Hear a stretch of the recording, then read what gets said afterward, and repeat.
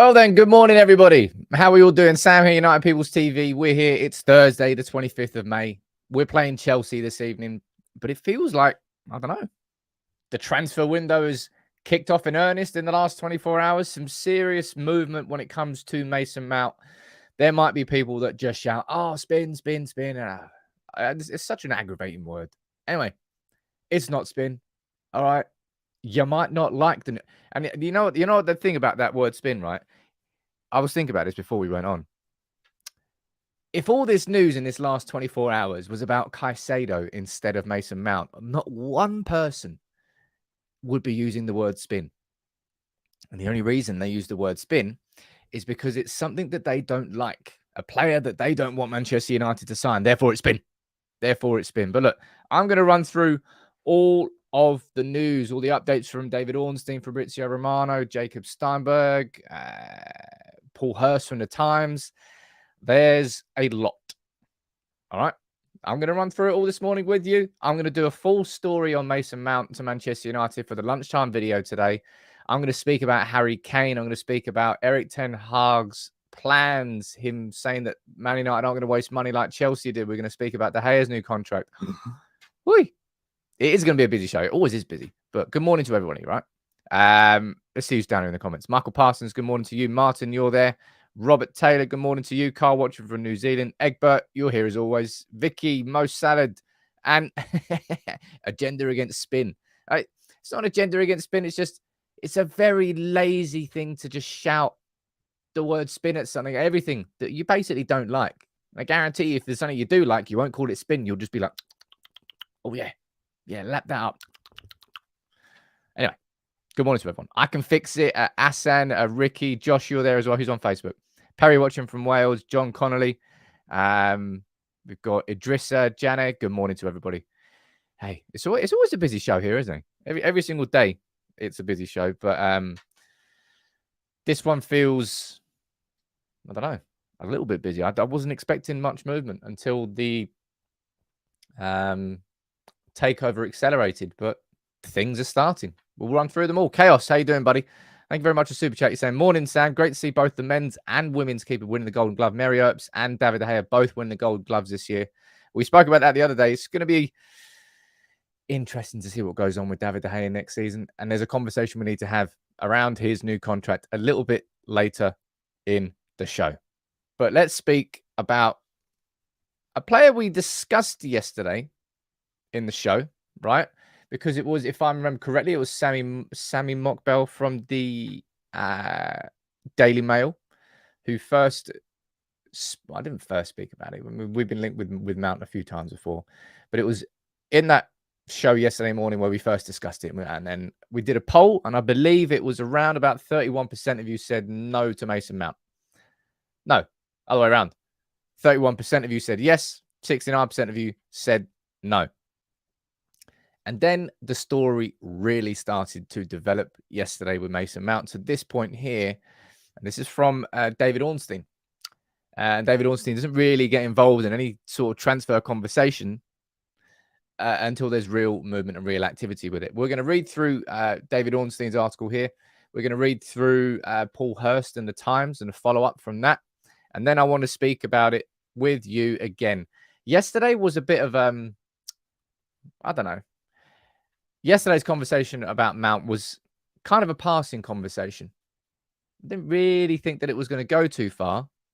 However, today's conversation is not more serious, but Mason Mount, you might not like it. It might not be the player that you would choose. But Mason Mount is certainly on Manchester United's list. Whether we sign him or not remains to be seen. Let's run through this article, right? Let's see what David Ornstein's saying about it. Chelsea midfielder Mason Mount is leaning towards a move to Manchester United, and talks are expected between the two clubs in due course. Other clubs interested in him are aware of his preference. So David Ornstein there saying straight away that if Mason Mount is to leave Chelsea and Chelsea agree to sell him, because of course that might not happen, they may get him to sign a new contract. I think that's sort of that's very unlikely. in my opinion. He signed that deal, I believe, a 5-year deal in what 2020, 2019. I think he's still on less than 100 grand a week at Chelsea. Imagine that being on less than 100 grand a week at Chelsea. Jeez. With Mason Mount, right?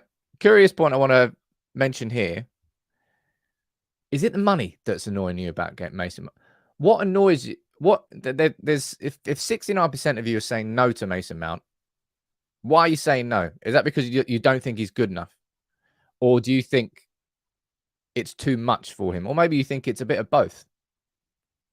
Get your comments in. I want to see what you're saying about Mason Mount. Let's read through a little bit more of this article first. A number of hurdles still must be cleared. The clubs will need to find an agreement. United are also prioritising the signing of a striker, and we know what's going on with the takeover.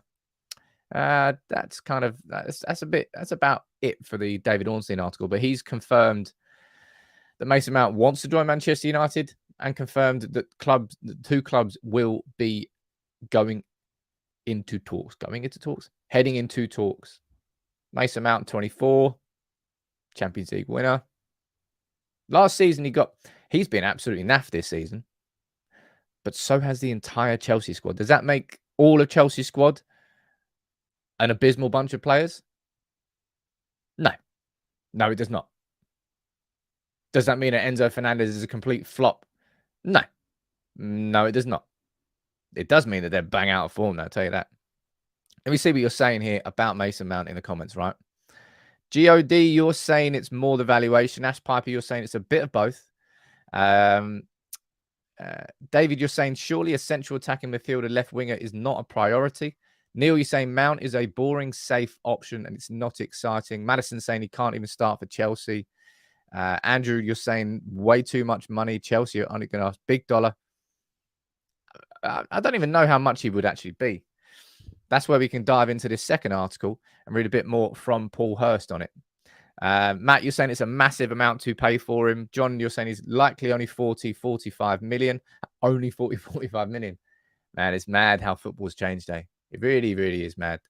And that's not just like grumpy old man complaining about what the game is now compared to what it was before.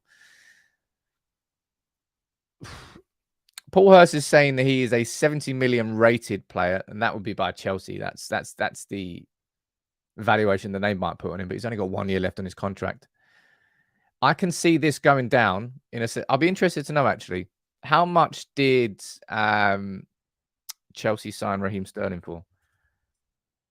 If I remember correctly, he had 1 year left on his deal. So look, there you go. So Raheem Sterling had 1 year left on his deal when he joined City from Chelsea. And he was signed for 47.5 million.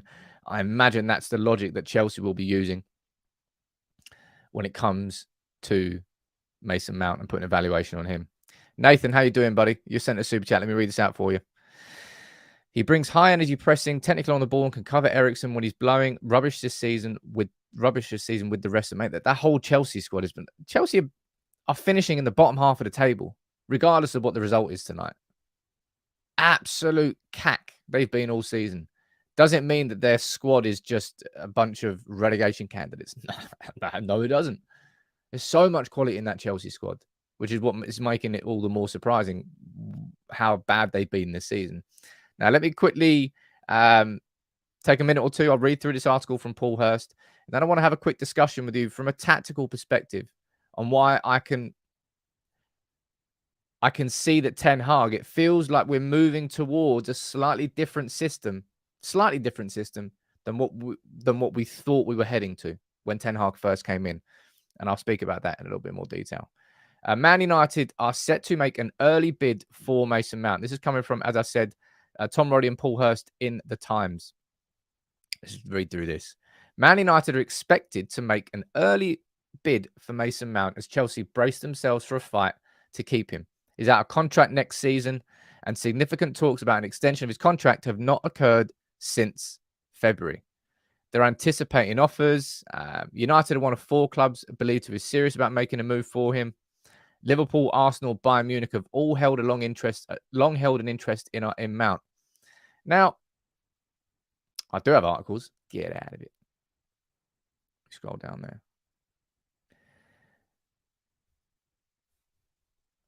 if Mason Mount is wanted by Liverpool, wanted by Arsenal, wanted by Chelsea, wanted by Bayern Munich, he's clearly a decent footballer. Right? Wrong? I mean, you might think I'm wrong there. Why are people annoyed about this? I think it's because, look, right, I did this video yesterday, okay? I really liked that video yesterday. Well, I enjoyed it. And this is what I put down as my sort of perfect summer. I went through and did I did like a dream team, and I threw in Hakimi at right back, which obviously isn't going to happen. I threw in Costa as goalkeeper. Now, when I did this perfect summer transfer window yesterday, I did my signings, and as you can see here, and I also did my player sales, and you can see there's plenty of players missing here. McTominay's not there, Martial's not there, Henderson's not there, no Telles, no Bai, no Jones, no Twanzebe. And I did my numbers, and it came to around about a net spend of 110 million. Thereabouts. Although I did actually, I looked back on it today and actually didn't put a price down for Bruggen. Or it could be Matej Kovar coming back from winning the title in Sparta Prague to be a challenging goalkeeper. So this is what I put down yesterday. Now, what could well be happening, let's get rid of those. Thank you very much. Is instead of that being Caicedo, maybe that'll be Mason Mount. And instead of that being Romeo Lavia, maybe that would be Adrian Rabiot.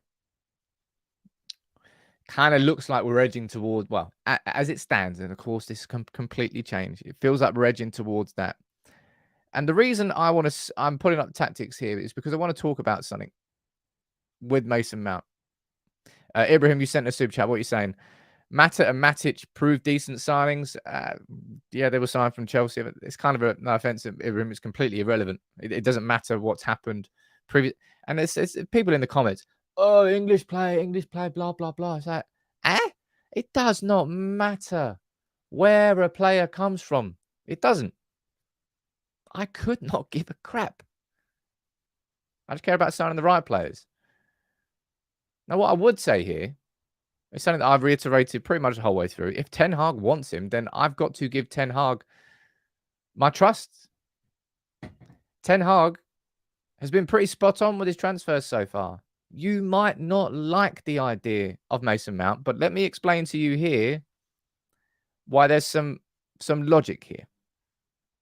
I don't particularly think, like, Salim, you're saying down there, you're saying, is he the right player?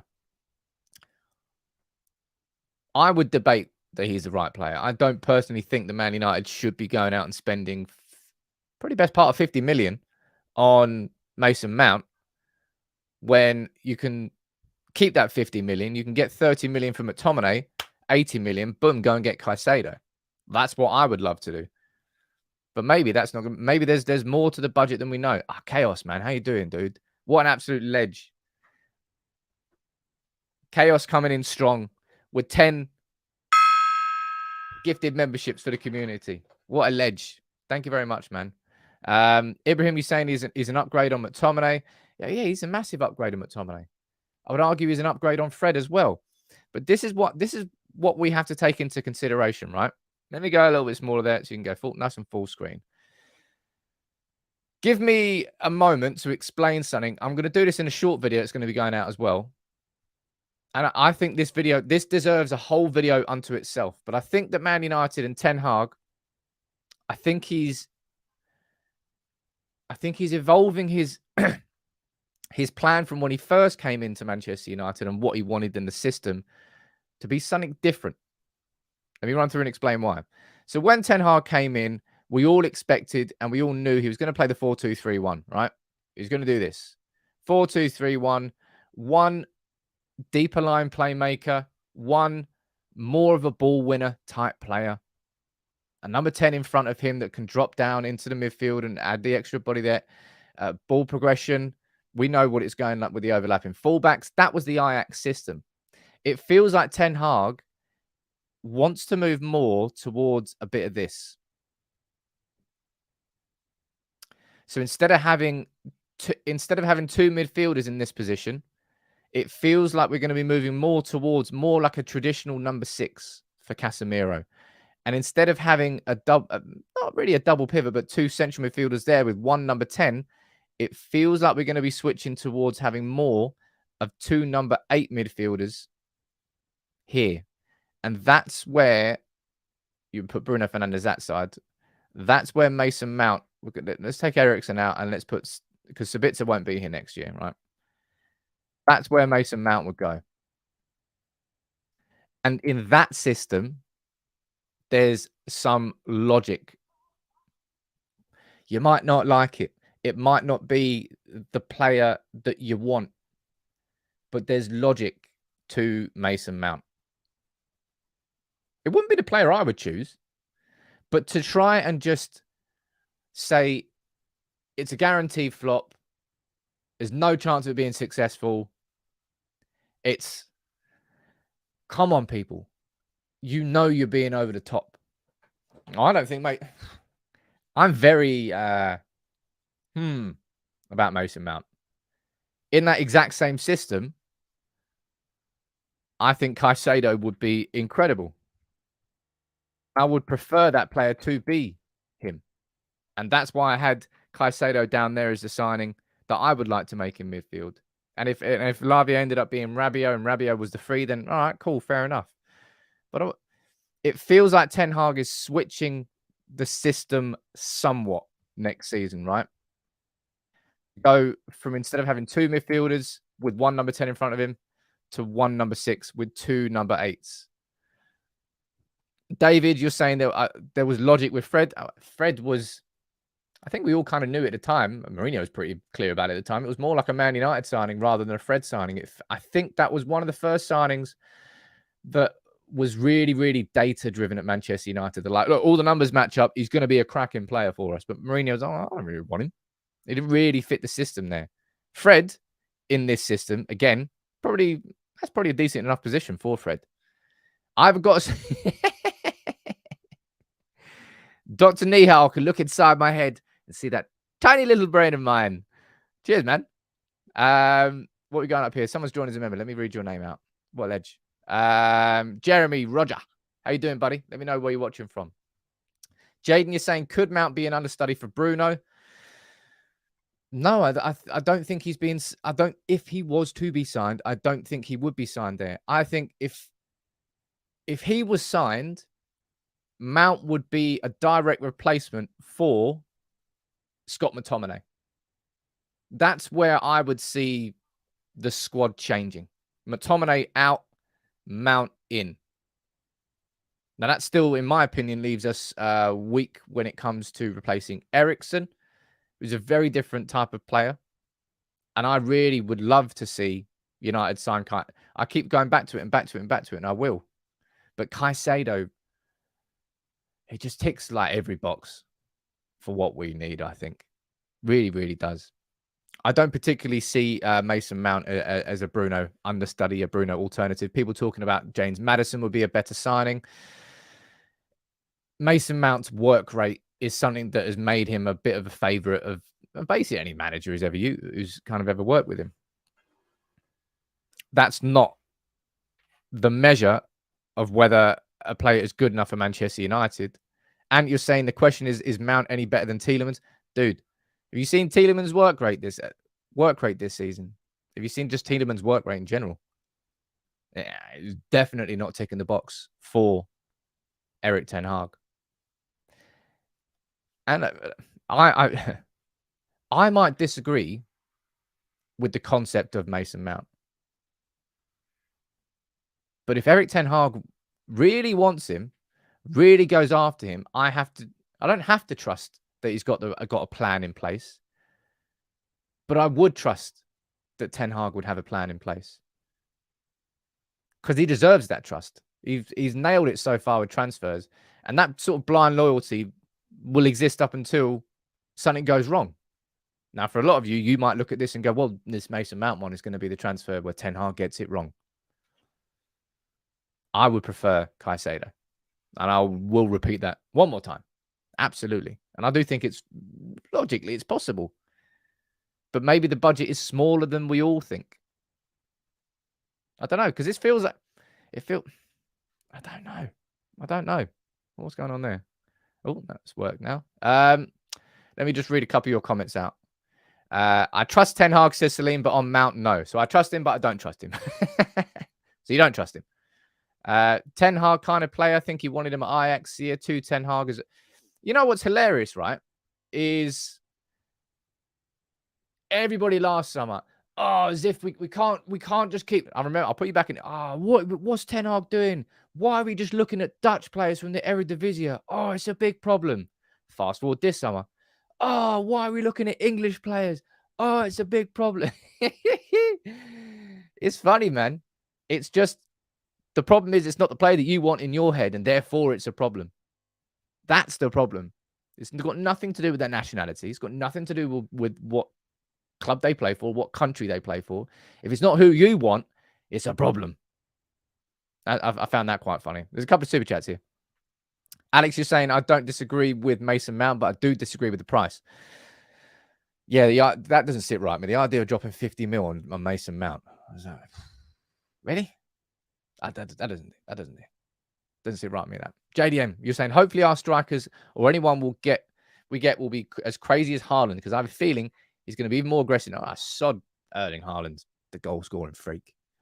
But look, we'll speak about Harry Kane a bit. But thank you very much for super chat, dude. Alex, you sent a super chat as well. Let me read this out. Is selling Mount more favourable for FFP for Chelsea who came through the academy? Ditto with us selling McTominay. Thanks for super chat, Alex. I've got a video planned on this, but the numbers are insanely difficult. And I want to make sure that if I get the information that I present it to you properly, I don't want to tell you something that's not true. And I haven't quite been able to get to the bottom of that just yet. So when it comes to FFP and when it comes to the homegrown rule and seeing whether or not selling academy players actually counts for more, I can't confirm that yet. So I'm not going to say that yet. All right. Oh, man, look at that. Jay and Gungshi. Or should I say Gongshi, baby. Let's tickle it. The gong. That is. Legends. Thank you very much, guys, man. Chaos, what are you saying? You say, Sam, I think Ten Hag's got a plan A, B, C. I don't know. I've kind of maintained the whole way through. It doesn't feel like Man United's transfer plans this summer are going to change too much according to whoever our owners are. The budget will not change. The budget will stay very similar. And maybe that's why we're hearing news of of United moving a bit fast. KC House saying Conor Gallagher would be a better option. What else are you saying down here? Ten Hag has seen him playing the Eredivisie. See what he gets and what he wants. Mount has versatility, can play in all the positions up front. I'm going to be doing some videos looking into Mason Mount a bit deeper. The one that's going to go out at lunchtime today is the full story. Where's this come from? Is it completely reliable? Where's it started? Where's it going? I'm going to do that, right? Then I think we can take a look, maybe next week or so, we could take a look from a tactical perspective of how would Mason Mount fit into this United team? And that's kind of an extension of what I've just explained to you this morning. It feels like we're moving away from the focus on that De Jong style deeper playmaker. We're going to put some more ball progression responsibilities on our centre backs. Hence why the Kim Min Jae rumours make sense. And then we're going to have 2 number 8s with Bruno and somebody else alongside him.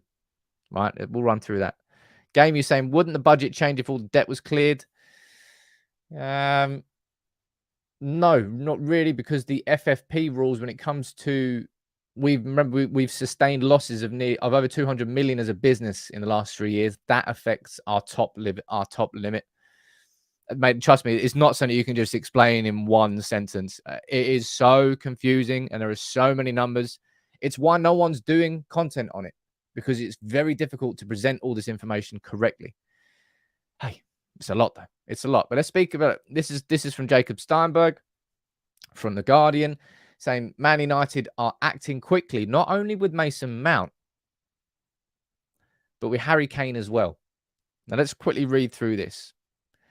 Man United will attempt to smooth negotiations with Tottenham by bidding as quickly as possible for Harry Kane this summer, while they are also preparing to step up their interest in Mason Mount. Ten Hag is keen to sign a striker. Kane tops the shortlist. We've been quoted 150 mil for Osimhen. Ain't nobody paying that. Well, we're certainly not anyway. And Rasmus Højlund, I don't think he's the option this summer. I think if we were to sign him, I would like to sign him plus Harry Kane. The idea of United acting fast, right? I can see quite a few down there laughing about it. Makes me go, I mean, I'd like to see it, but especially in a summer where we're in the middle of a takeover. But it would make... This is what I'm... Part of me, what we've been told up until this point, right, is that Man United's summer transfer activity is all kind of on hold and paused until the takeover happens. Maybe that's the case.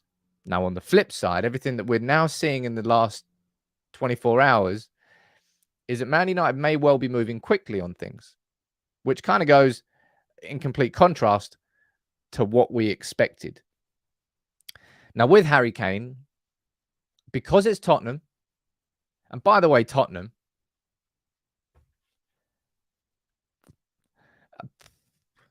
man, they are crap at finding managers. They are really, really bad at finding. Who was it last summer? Was it Erik Ten Hag last summer? And then there was like 4 or 5 managers that they were nearly bringing in and didn't bring in before they eventually went for Nuno. And then he got sacked after we spanked them. Well, he was getting sacked anyway, but we were the last game that he played as Spurs manager. And this summer, they were going after Nagelsmann, and then he said no. Pochettino's obviously going to Chelsea. And now Arne Slot, who's a Feyenoord manager, just won the title with Feyenoord, in talks, and he goes, nah, I'm going to stay at Feyenoord. But honestly, man, Harry, if Harry Kane stays at Spurs this summer, then he has to be the most loyal player I've ever seen in my entire life. But when it comes to Kane, and this is the red flag that I raised earlier, we know full well that we have to move quick with Spurs and Kane because we don't want to be left up shit creek. We don't. Because if we allow these conversations to just really drag out, which would probably suit Spurs, which would probably suit Daniel Levy, we might be left high and dry. So moving fast, acting quickly is something that really does help us. Suits everybody. And yeah, I don't know why you want to stay up. Obviously, you're loyal to Spurs. You've got an affinity with Spurs. But until Daniel Levy is... yeah, he's their version of Ed Woodward, isn't he? And we all knew at Manchester United, until we got rid of Woodward, we were just in a free fall downhill. And until we get rid of the Glazers, we are still in that free fall if the pace has been just slowed somewhat. But according to The Guardian, United are going to try and act quickly. As I said, actions speak louder than words, United. Prove to me you want to do it. Prove to me you can do it. Whether it's Harry Kane, right? Whether it's Mason Mount. Prove to me you can act fast in the market. We're hearing it now. It's the 25th of May. The season's not finished, and we're seeing... I wouldn't normally sort of hang my hat on reports this early, but yesterday was where we saw a bit of a shift. When it comes to stories and the concept of spin, right? Yesterday wasn't just spin. It started with Sammy Mockbell in the Daily Mail. Then it was followed by Jacob Steinberg in The Guardian. It was followed by Fabrizio Romano. It was followed by David Ornstein. It was followed by Paul Hurst. It's now been followed by The Athletic as well. When everybody's saying it, yeah, there's some genuine reason for it. And this isn't just paper guff. That's what I would say. Let me see what you're saying down here in the comments. There's a super chat there. Let me read that first. JDM, how you doing, buddy? Thank you, man. He's saying, problem with Daniel Levy is he's as cheap as the Glazers like crazy. It's why they can't keep his... I don't know what it is with Spurs and managers, but they are just abysmal at finding them. They really, really are. Neil, you're saying if we need a cut-off point, if a deal's not done by a certain date, we need to move on. I completely agree with that. I don't know. Ian, you're saying Levy does sell well. Woodward didn't. I mean, it's like comparing two different piles of turd. Which pile of? Oh, I prefer this pile of turd. It's got a better shape to it. No, sod that. They're still both piles of turd, man. A couple of super chats. Let me read these out. Chaos saying, Sam, I know it's off topic, but how do you think Graham Potter is feeling now Brighton made Europa? That really is off topic, mate. Brighton, De Zerbi, they do deserve it. Fantastic football all season. Be interesting to see how they cope without McAllister and hopefully without Caicedo because he's joining Man United. Probably not. PS, you're saying Erik Ten Hag may move from the Ajax 1920 to 21-22 season. As you said, the back four must be good at getting out of the first phase, but then we can't use De Gea. The reason I did this in my perfect summer yesterday was I said that Tom Heaton, Jack Butland, those sorts of goalkeepers are not going to be the ones that make De Gea pull his socks up, that make De Gea worried about losing his spot as Man United's number one at all. They're just sitting there going, oh, it's pretty cool watching De Gea, isn't it? Yeah, I'm enjoying this. I'm getting paid X amount to sit on a bench at United. Yeah, fine. I'm sound with this. You need a young goalkeeper, someone like Verbruggen, or maybe Matej Kovar. What I'm doing at this moment in time is I'm trying to reach out to somebody from the Czech Republic. Now, Matej Kovar won the title with Sparta Prague, and he won, I think, goalkeeper of the season. So I want to find out how he actually played out there. What sort of goalkeeper was he? What sort of progression has he made? Could he come in and be the number two that makes De Gea go, oh, crap, I've actually got up my game now. I've got up my levels.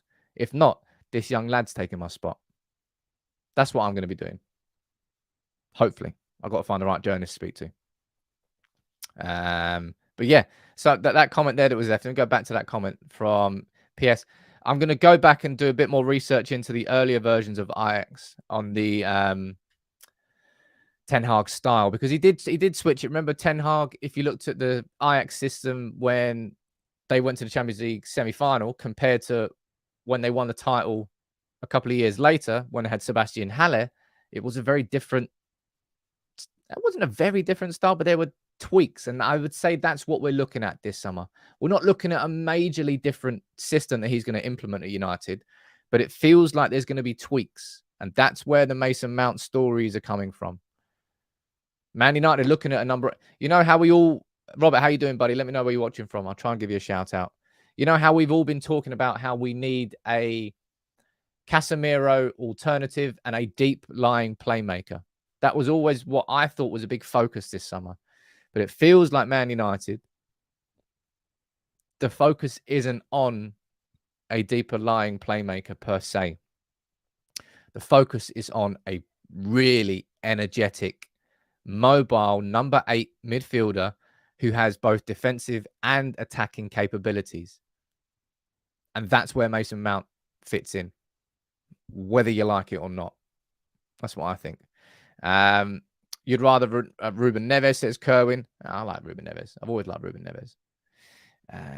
Moving on from Kane and from Mount conversations, we go to this conversation around Adrian Rabiot, because it seems like United are pushing for him. Well, not massively pushing, but in the same way that we got Christian Eriksen last summer as the free signing. Fabrizio Romano here confirming that Man United is still interested in Rabiot. We were looking at him last summer before. I don't know whether it was just the outcry and the outrage. It felt like the outrage at the Arnautovic stories contributed to United going, maybe not. And maybe we were involved in that with Rabiot, but I'm pretty sure it's just down to his mum, Veronique, going, I want more money for my son. And United were like, hell no. Thing about Rabiot is definitely going to be an issue is the wages. Because if the wages were a problem when United were paying a fee for Rabiot, then the wages for Rabiot when he's a free transfer and the signing on fee that he would command would be even more. I'm going to presume, and this is all absolute assumptions here. Rabiot's had a good season with Juve. Again, it's not the player that people want. They're just going to label it as spin. They're going to label it as guff because they don't want it to happen. SS MUFC, Rabiot and Mount. Geez, we've got low standards. I wouldn't say we've got low standards, man. We've got a low budget. And it's like a harsh reality check. I don't know. Would I prefer United got Caicedo and Lavia? Yeah, and I think that's possible. Given what I did with the my perfect window yesterday. But of course, that there is very heavily dependent on Man United actually selling well. Now, we're hearing about Scott McTominay, Newcastle being interested in him, Maguire. I think the only club we've heard really be interested in Maguire so far is West Ham.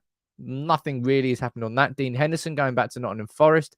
I think there's 90 million right there. McTominay, Maguire, and Henderson. That's 90 million.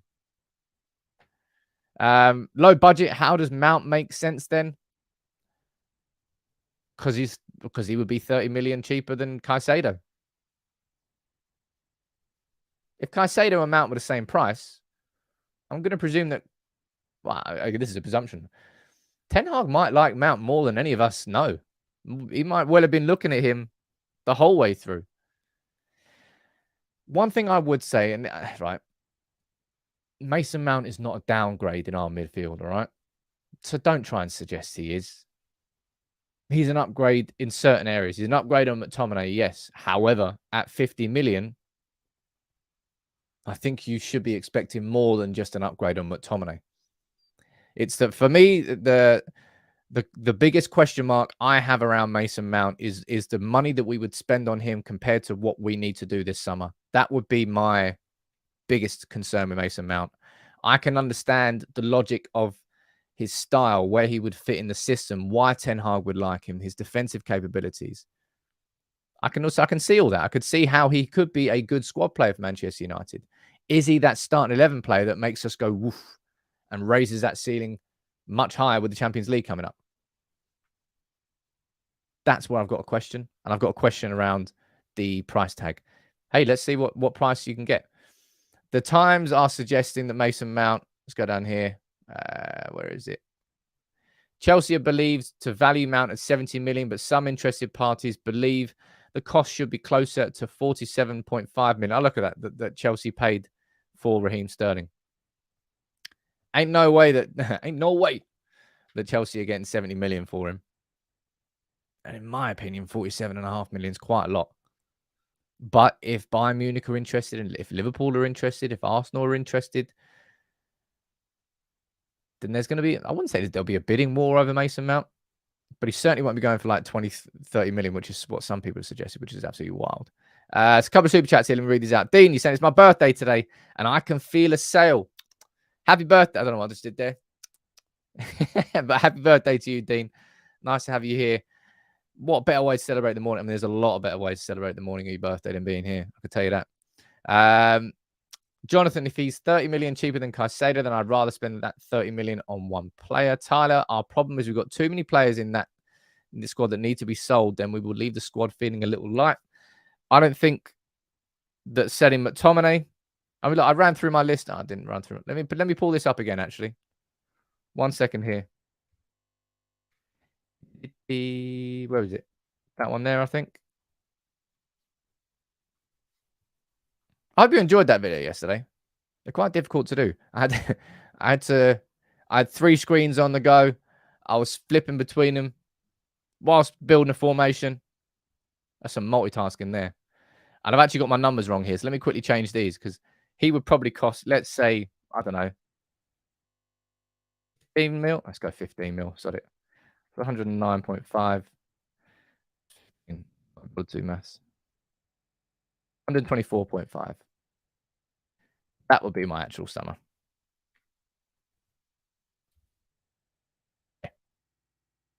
There we go. This is what I had. Heaton leaving. Yep. Butland leaving. Yep. Henderson, 30 million. It should be 30 million. Henderson is a 30 million player, man. Should be sold for 30 million. Buy 7.5. I think I put 7.5 down there because that's what I think. There was an obligation where if he played a certain amount of games for Marseille, he would cost that much money. But then he booted someone in the chest, so he didn't actually play that many games. Jones on a free. Maguire, he's 30 million, man. Oh yeah, that total spend goes up 15 million. Thank you very much, Alex. That's a lot, and that's even more than we spent last summer. So maybe that's outrageous. So maybe, right? I don't know. I don't want to change these. I don't want to put. I don't want to put Rabiot in here. I don't want to take Caicedo off. This is my perfect summer window. Not what's actually going to happen. All right, two very different things.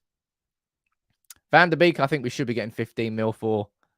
McTominay, I think we should be getting 30 mil for him. And Maguire, Martial, we should be getting 20 mil. There is our summer, the success of our summer, in my opinion, is more dependent on player sales than it has ever been. Ever. Because of FFP, because of the losses of the business. We've got to get it right this summer with our sales. There's a couple of super chats there. I think I missed one. Abby, you're saying, I like signing players from mid-table to smaller clubs like Chelsea and Brighton. Mount will be a great signing. There's not that many people that think he'd be a great signing. No to Rabiot. And there's definitely a lot of people that don't want Rabiot. Ryden, thank you very much, super chat, dude. Do you think bar striker Erik ten Hag is happy with the starting 11 and focusing on squad depth? I think if you look at our starting 11, if our starting 11 was fit, 100% fit every single game, I'm pretty certain we'd probably still be a striker short. But that team is capable. However, next season, remember, we're going into the Champions League. We're hopefully going to be competing for the Premier League. The levels are going to be going up next season. Matt, you're saying you sell McTominay and Henderson for 30 mil. Allows us to spend more. Hey, look, dude, that's what I mean. I know. People have seen Twitter threads. People have seen everything about amortization and the FFP, blah, blah, blah. It is not simple. It really is not simple. That's why I've not done that video yet. Because the FFP is... You might not like it, and you might say, well, look at City with their 115 charges. Why is that affecting United? Blah, blah, blah. It is affecting United, and it will affect Manchester United. We do have to stay... 90% we have to spend no more than 90% of our turnover on wages and player costs. Now, as far as I know, when it comes to academy players, and I haven't verified this information yet, when it comes to academy players, because there's no actual cost linked with them because they're from your academy, that when you score them off on the books, when it comes to FFP, they count for more. Yeah. Ibrahim, you're asking when the FFP video is coming out. I'm waiting until we've got the preferred bidder. There's so many big videos coming on United People's TV. So if you can, make sure you drop a like on the video. Make sure you subscribe to United People's TV because there's going to be so many big things covered. With the takeover, I'm waiting for the preferred bidder to come out before I take the next level up. And when it comes to FFP, when it comes to an interesting one, actually, oh man, there's so many talking points. I haven't even started yet. What a busy show! 43 minutes in. I think we're gonna have to cut some of them short. Lots of people speaking about Manuel Ugarte. Looks like PSG are going to be going after him. Now, Ugarte is not the sort of midfielder that Ten Hag would be signing if this is the system he is moving towards. Not for 60 million. Ugarte would probably come in and be more of a number 6 than he would be a number 8. And we're looking at around about, I think I'm seeing 60 million euros roughly for it. He's a cracking player. He's a really good player.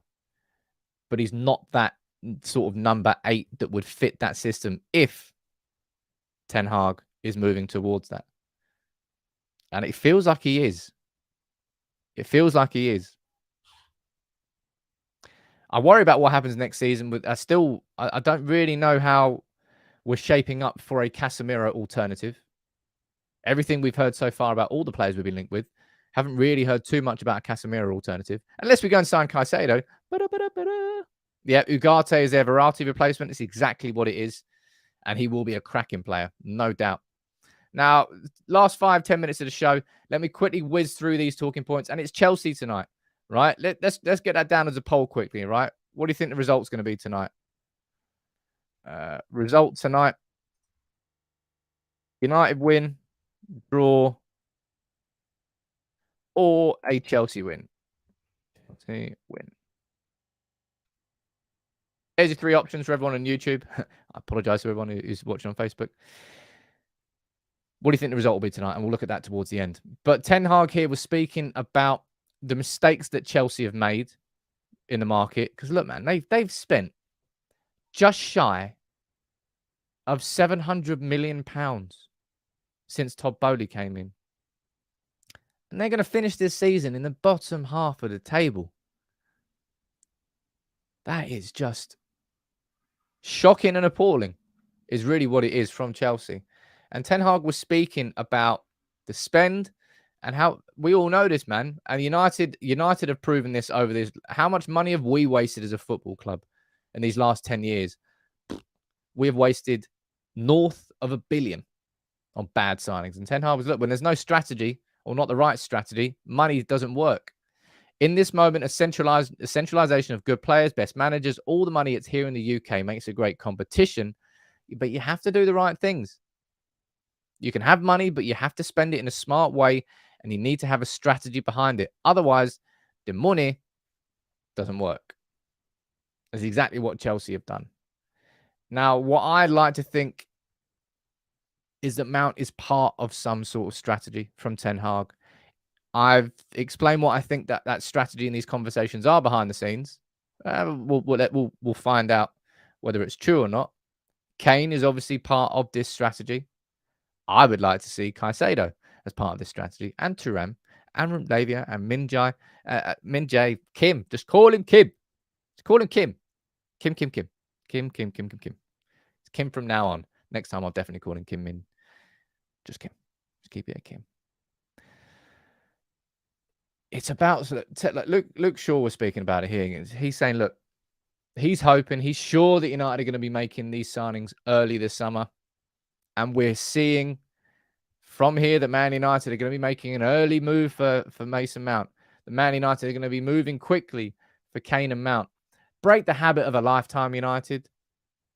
I'd be surprised if we did, simply because we've got the takeover coming on. So of all the summers where I could, not that I could forgive, but I could sort of semi-understand if United were delaying it, would be the summer where we're actually being sold. I would expect delays in that sort of summer. But maybe that's not going to be the case. Maybe because we've got Ten Hag. Maybe because we've actually got a strategy. Maybe because we've actually got a plan in place. That all the chaos that's happening with the takeover, that doesn't really have too much of an impact on getting these things started quicker than maybe all of us thought possible. And that would be a fantastic thing. Now, with David De Gea, an interesting snippet here from Mike McGrath saying, look, David De Gea is waiting for his new contract to be given the final approval from Ten Hag before he commits his future.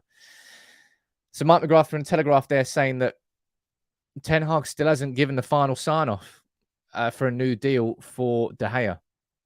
Make of that what you will. It might just be that Ten Hag is prioritizing other conversations. But De Gea, I think the terms have already been agreed.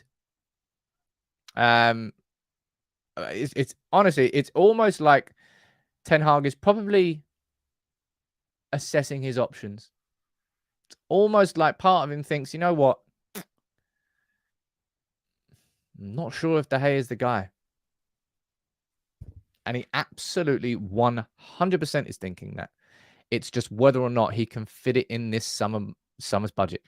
That's the only conversation that's going on in the conversation. Ten Hag, I can't tell you what's going on in his head, but if I was to hazard a guess, I'd say the conversation inside Ten Hag's head is not about whether De Gea can be Man United's number one or not. It's about whether he can replace Ten Hag, whether he can replace De Gea this summer or not. That's the conversation he's got going on. Maybe that's why he's just holding it and delaying on De Gea. A few people down here saying Diogo Costa. Diogo Costa would be the best choice, but I don't think Manchester United will have the money for that this summer, personally. And especially if you're looking at us going after Mason Mount instead of talking about Moises Caicedo, that would probably point towards that as well. Now, maybe Moises Caicedo comes up as well. Maybe Erik ten Hag is looking at this and going, I tell you what, right? If we were to sell Henderson and McTominay for 60 mil, then we can use that money to sign Mason Mount. Cool. That pretty much levels itself out. Right. So then I've still got 100 mil, have I? Right. Okay. We'll go and spend that money on Harry Kane. Right. Good. Right. That's Harry Kane done. In you come, Harry. It's right. If we sell Maguire then for 30 mil and we sign Kim for around about 47, that's about 17 million. Okay. Right. Yeah. I can take that. So how much have I spent? Spent about 117 mil so far. All right. Cool. See what else you can do. See what other players you can sell. See who else you can bring in. Just sign Caicedo, please. Are we upset if he goes somewhere else?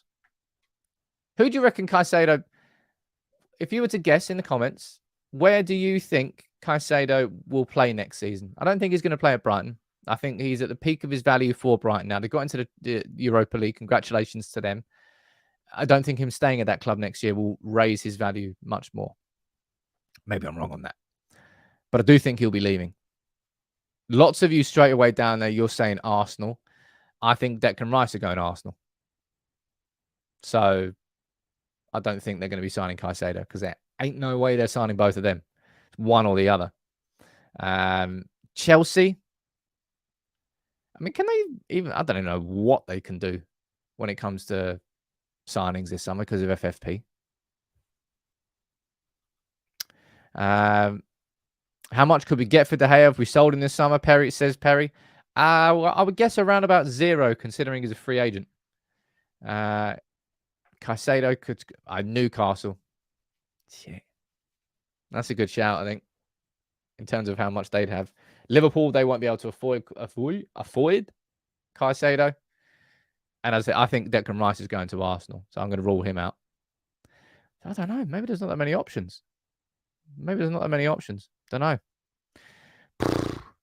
Man, that's a busy ass show today. There's even talking points I haven't even got to, and we're 52 minutes in. What's the poll saying? We've got 650 votes, and 83% of you, 82% of you, think that United are going to win.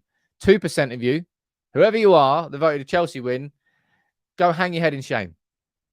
Man United, undefeated at home this season since Brighton on the opening day of the season. We've conceded 8 goals all season. Chelsea are in the bottom half of the table. We need 1 point to secure Champions League football.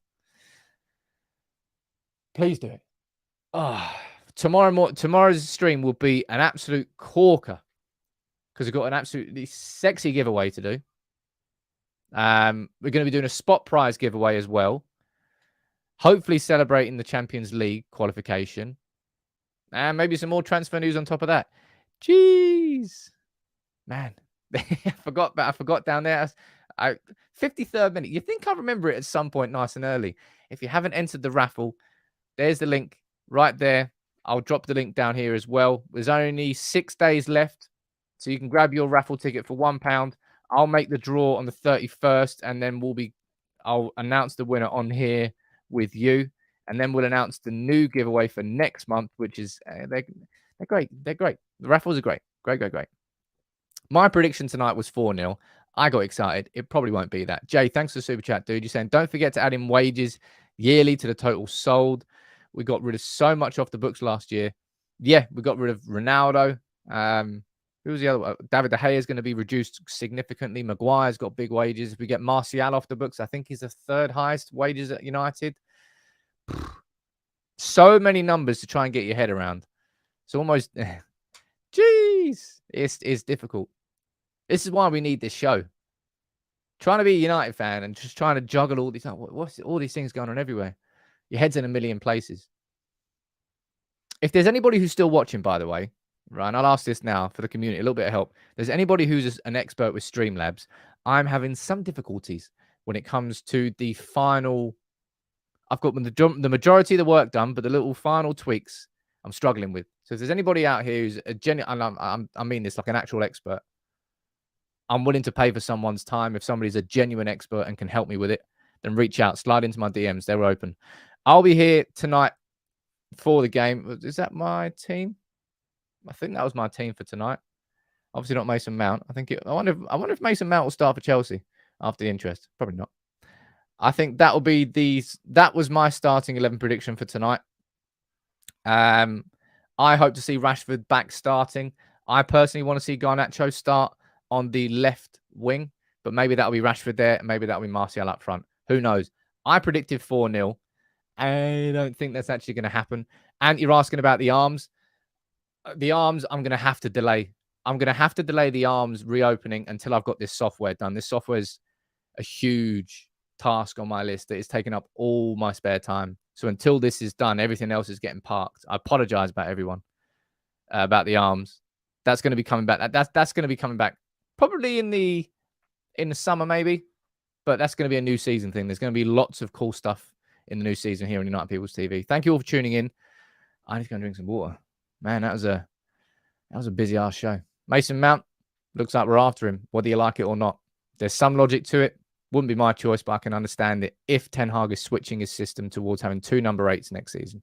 Harry Kane, we spoke about him. I'll be back here tonight after the Chelsea game. And also, I'll be here at lunchtime with a Mason Mount full story video. Drop a like on it.